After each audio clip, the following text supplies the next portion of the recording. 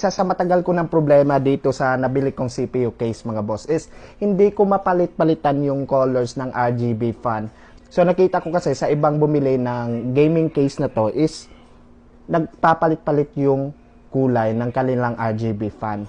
Eto mga boss, ngayon ko lang nalaman na kailangan ko pala ng RGB controller para mapalit-palitan yung PC case na to. Eto mga boss, meron tayong 6 pin up to 10 pin para sa RGB controller. Eto mga boss, tuturuan ko kayo kung paano to ikabit.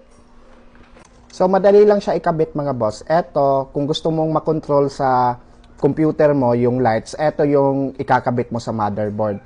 Pero kung gusto mo lang ng naka-remote lang, ayan, may remote tayo. Eto lang yung ikabit mo dito sa power supply.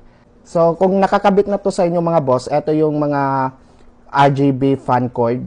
Ayan, eto lahat. Eto yun naman sa mga RGB light. So, yung gagawin lang natin mga boss is, eto power supply, ikakabit lang natin to. Yan, nakabit na. Now naman, yung mga RGB fan.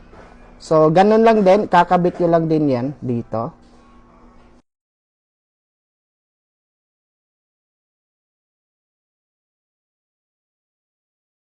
Ayan mga boss, nakabit na natin yung mga wire. So, tsaka ko na to i-manage yung cable.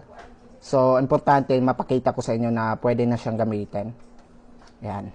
So, ayan mga boss, moment of truth. Nakabit na natin yung 10-pin RGB controller natin. Now, titingnan natin kung mapapalitan ko na ba yung color ng CPU natin.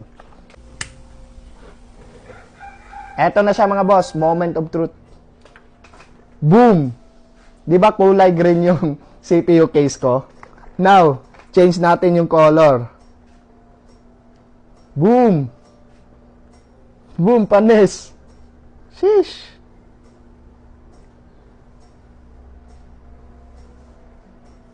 Ha! Diba ang ganda?